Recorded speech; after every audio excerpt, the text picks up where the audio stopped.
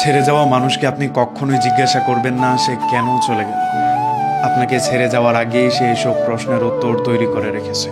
তাকে বরং জিজ্ঞাসা করেন এখনো মাটির চুলায় রান্না করে নাকি ইলেকট্রিক চুলায়। তাকে জিজ্ঞাসা করেন নুন আর চিনির ব্যবহারের পার্থক্যটা শিখেছে কিনা। তাকে কখনোই আপনি জিজ্ঞাসা করবেন না সে কেমন আছে। নেহায়েত ভালো থাকার জন্যই আপনাকে ছেড়ে গিয়েছে। তাকে জিজ্ঞাসা করুন এখনো তার খোলা ছাদ ভালো লাগে নাকি বন্ধ রুমে সেই আনন্দ উদযাপন করে। তাকে জিজ্ঞাসা করবেন না সে কিসে বেশি কমফোর্ট, বরং জিজ্ঞাসা করেন এখনো আগের মতো সমুদ্রের তীরই ভালোবাসে নাকি এখন একটু পাহাড়ের দিকে ঝোঁক জমেছে। মানুষ ছেড়ে যাওয়ার জন্য অনেক বেশি কারণ লাগে না, তবে ছেড়ে যাওয়ার ব্যাপারটা অনেক আগে থেকে তৈরি করে।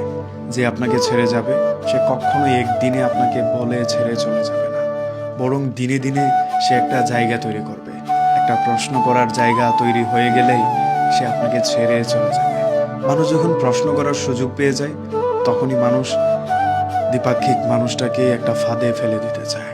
তখন তার একটা প্রশ্নের জায়গা হয়। প্রশ্ন করে যারা ছেড়ে চলে যেতে চায় তারা কখনোই আমাদের শুভাকাঙ্ক্ষী ছিল না কিংবা ভালোবাসেনি। এসব মানুষের কাছে অনুনয় বিনয় করে নিজেকে আবার ফেরত চাওয়া এক প্রকার বোকামি। তাদেরকে যেতে দিন, রাস্তাটা সহজ করে দিন, গন্তব্যটা চিনিয়ে দিন। তাকে একটু বুঝতে দিন আপনাকে ছাড়া সে কতটা অসহায়। একটা সময় পর গিয়ে সে যখন বুঝতে পারবে তার কাছে অনেক কিছু আছে শুধু আপনি নেই, তখন সে ব্যথাটা অনুভব করতে পারবে। একজন অনুসারী মানুষ কতটা বিকট পরিস্থিতিতে দাঁড়িয়েও সমুচ্চরে বলতে পারে আমি তোমাকে ভালোবাসি।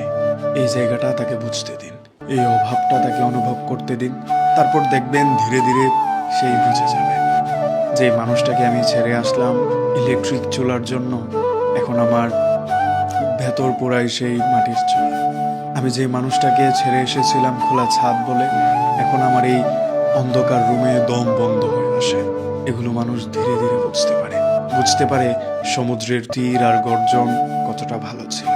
এখন হয়তো সে পাহাড়ে যেতে পছন্দ করে, কিন্তু সে চায় না আরেকজনের সাথে।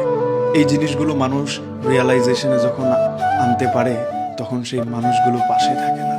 আর যখন পাশে থেকে সেই মানুষটা চলে যায় তখনই একটা মানুষের শূন্যতা